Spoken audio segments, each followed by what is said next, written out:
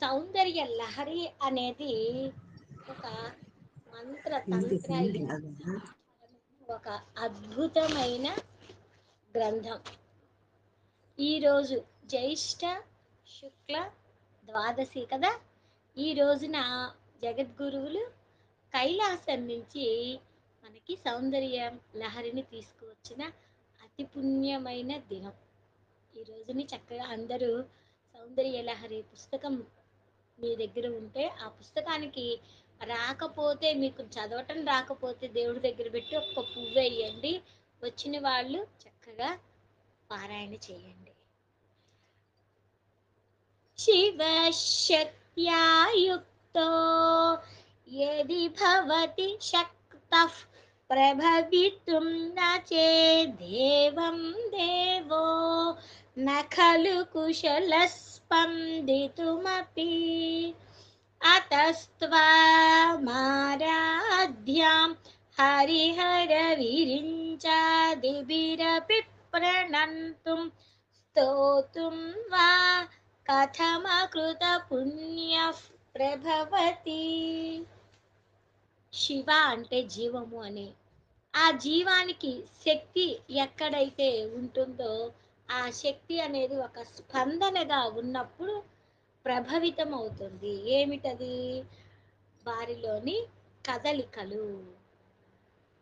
ఎలాగా ఆ కదలికలు వస్తున్నాయి? ఎవరెవరితో ఆ కదలికలు వచ్చి ఆ సృష్టికి సహాయం చేస్తున్నారు అంటే హరిహర విరించ అన్నారు. మనము సృష్టి స్థితి లయ అంటాం, అవునా? ఎప్పుడైనా సృష్టి స్థితి లయ అంటాం. కానీ ఇక్కడ ఎవరెవరు ఆరాధించారని చెప్తున్నారు? అతస్త్వా మారాధ్యం విష్ణువు, శివుడు, బ్రహ్మ.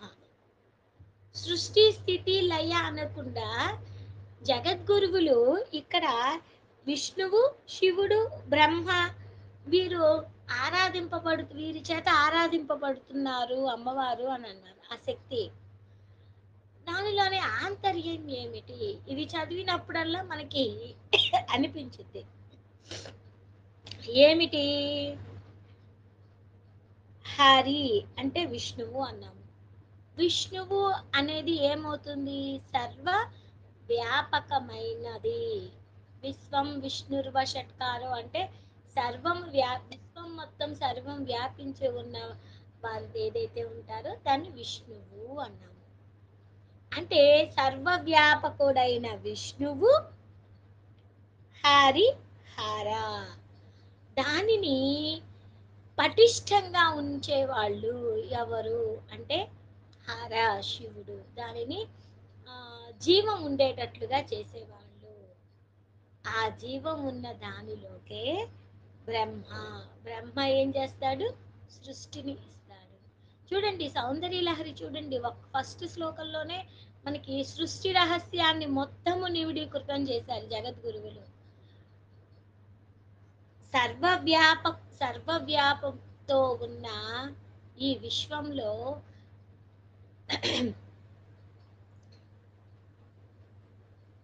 సర్వవ్యాపకమైన ఈ విశ్వంలో మొత్తము కూడా హరి ఇక్కడ శివుడు ఏం చేస్తున్నారు? ఆ సృష్టిని ఉంచేటట్లుగా చేస్తూ ఉన్న దానిలోనికి, జీవం ఉన్న దానిలోనికి బ్రహ్మగారు సృష్టిని తన కల్పనతో చేస్తున్నారు. అది ఎంత పూర్వపుణ్యమో అంటున్నారు.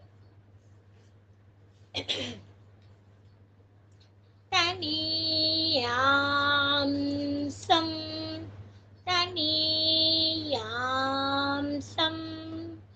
ఈ శ్లోకంలో అసలు మొదటి అక్షరము తాతో మొదలైనది.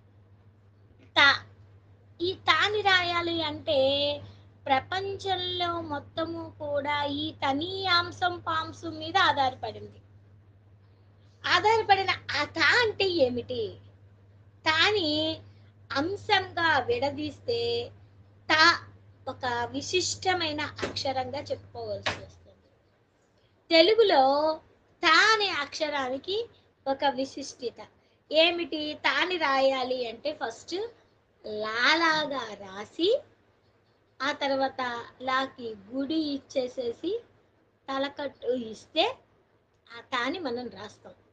అంతే కదా! తాని రాయాలి అంటే లాలాగా రాసి దానికి గుడి ఇచ్చుకుంటూ తలకట్టు ఇస్తే తా అనేది ఏర్పడుతుంది. అంటే లా లీ తా తాలో ఈ మూడు కలిపి ఉన్నాయి.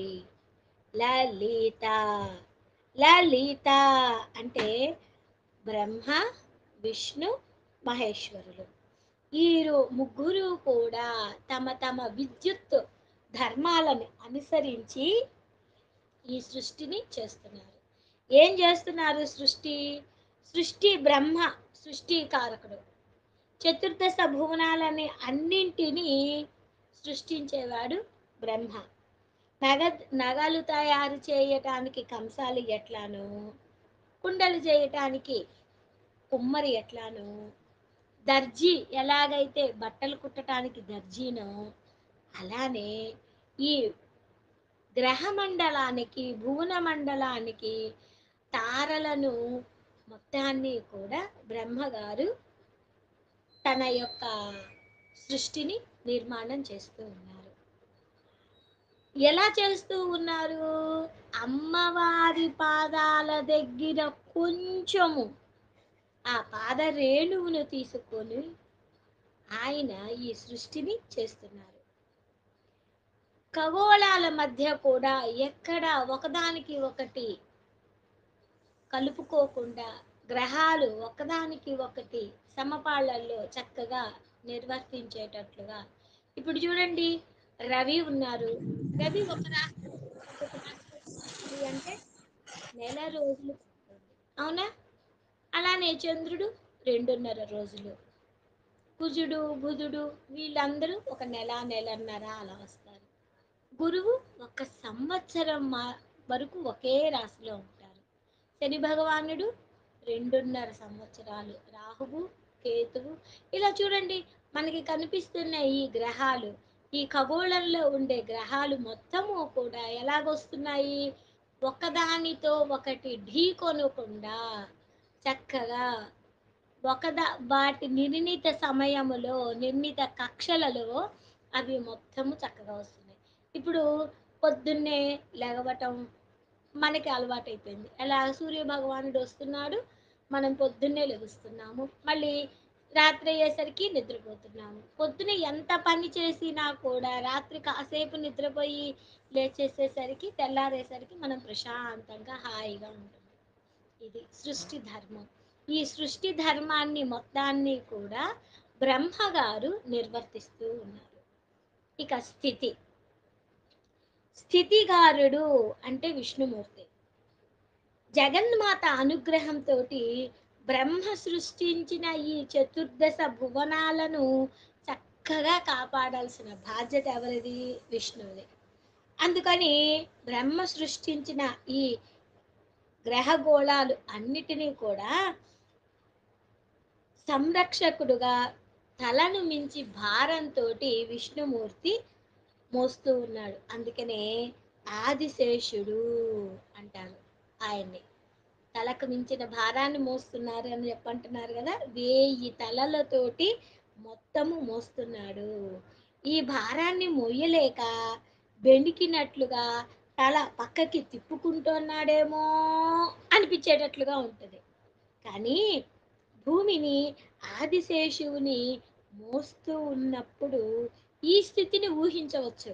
భూమి సూర్యుని చుట్టూ తిరుగుతూ నిలువుగా ఉండి తిరగదు కదా, ఒకసారి పక్కకి ఒకసారి అట్లా పక్కకి అలా తిరుగుతూ ఉంటుంది. భూమి తన చుట్టూ తాను తిరుగుతూ సూర్యుని చుట్టూ తిరుగుతూ ఒక రేఖ మీదకి వచ్చినట్లుగా కనిపిస్తూ ఉంటుంది. అందుకనే ఆదిశంకరాచార్యులు భూమిని మోయు ఆదిశేషువు ఆ భారాన్ని భరించలేక తలలు అటు ఇటు తిప్పుతుందా అన్నట్లుగా ఉన్నది అంటారు. ఇక లయకారుడు అంటే బ్రహ్మ లోకాలను సృష్టిస్తే విష్ణుమూర్తి దాన్ని ధరిస్తే అంటే పోషిస్తూ ఉంటే హరుడు ప్రళయ కాలంలో ఈ తన కాలంలో అన్నింటినీ తనలో లయం చేసుకున్నట్లుగా చేస్తున్నాడు.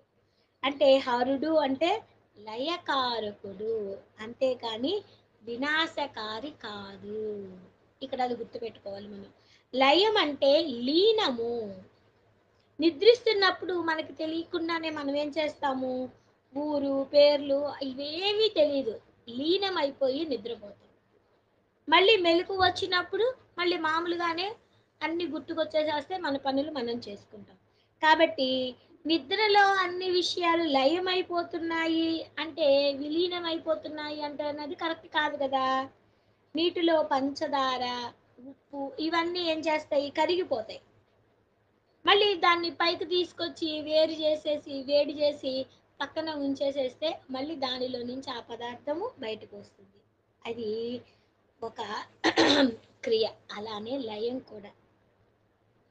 చతుర్దశ భువనాలను మొత్తము ఈ ఈ సృష్టికర్త బ్రహ్మ, విష్ణు, మహేశ్వరులు ముగ్గురు కూడా తమ తమ కార్యాలను నిర్వహిస్తున్నారు. ఇది విజ్ఞాన పరంగా చూసుకుంటే ఎట్లా ఉంటుంది, అంతరిక్షంలో నిక్షిప్తమై ఉన్నాయి ఏమిటి, అణువులు, పరమాణువులు. ఇవి బయటికి వచ్చినప్పుడు వివిధ వస్తుజాలం పైన సృష్టించే ప్రక్రియలు జరుగుతూ ఉంటాయి. దాన్నే బ్రహ్మాండము అంటారు. అంటే విచ్చుకుంటుంది. బ్రహ్మణ శక్తి కలవాడు కాబట్టే సృష్టికర్తని బ్రహ్మ అన్నారు. పదార్థంలోని ప్రపంచంలో ప్రధాన మూల కణములలో ప్రోటానులు లాంటివి ఎట్లా ఉంటాయో వాటిని సమన్వయం పరుచుకోవటాన్ని బ్రహ్మ. అలా ప్రపంచంలో మళ్ళీ అణువులు, పరమాణువులు అన్నీ ఒక చోటకి చేరి నిక్షిప్తం చేసే ప్రక్రియను ఒక సంశ్లేషణము అంటారు. అంటే లయత్వము.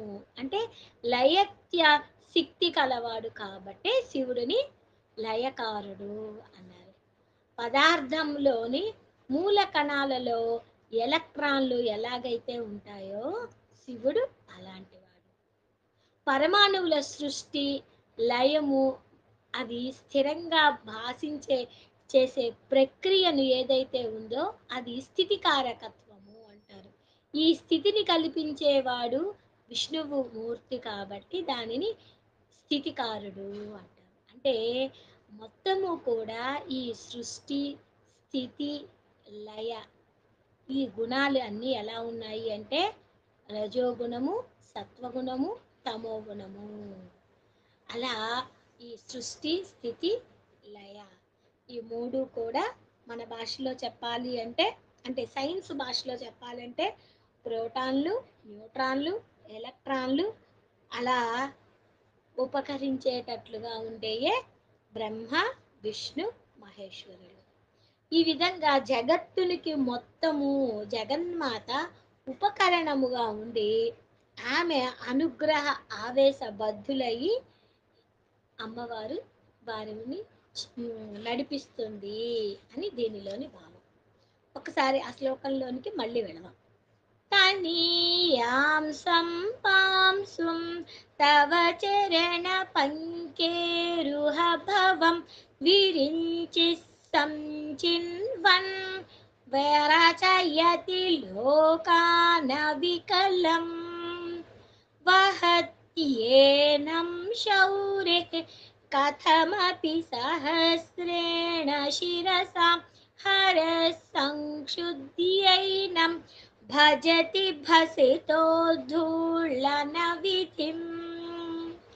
అమ్మవారు సృష్టి చేస్తుంది కాబట్టి ఇక్కడ సృష్టించే విరించి, ఇక్కడ మళ్ళీ విరించి అంటే బ్రహ్మ. విరించి సంచిన్వన్ విరచయతి లోకాన వికలం వహత్యేనం శౌరిః. శౌరిః అంటే శౌరి అంటే విష్ణుమూర్తి. సహస్రేణ శిరసాం సహస్ర పనులతో కూడిన ఆయన ఈ జగత్తుని భారంగా చక్కగా మోస్తున్నారు. హర సంక్షుద్ధ్యైనం, హరుడు తనలోకి లోకాలను లయం చేసుకుంటున్నారు. ఈ మొత్తానికి కారణం ఏమిటి అంటే, వీరు ముగ్గురు కూడా తమ తమ పనులు సకాలంలో నిర్వర్తించటానికి కారణం ఏమిటి అంటే, అమ్మవారి యొక్క పాద ధూళి. ఈ ధూళితోటే ముగ్గురు తమ తమ కర్తవ్యాలని నిర్వహించుకుంటున్నారు అని ఈ శ్లోకంలోని భావం. ఒకసారి మళ్ళీ చదువుతాను చూడండి.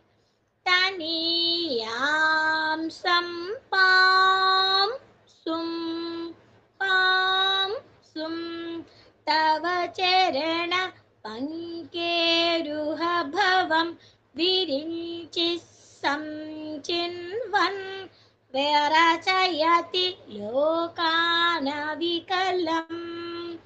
వహత్యేనం శౌరే కథమపి సహస్రేణ శిరసాం హర సంక్షుద్ధ్యైనం భజతి భసితో ధూళన విధిం.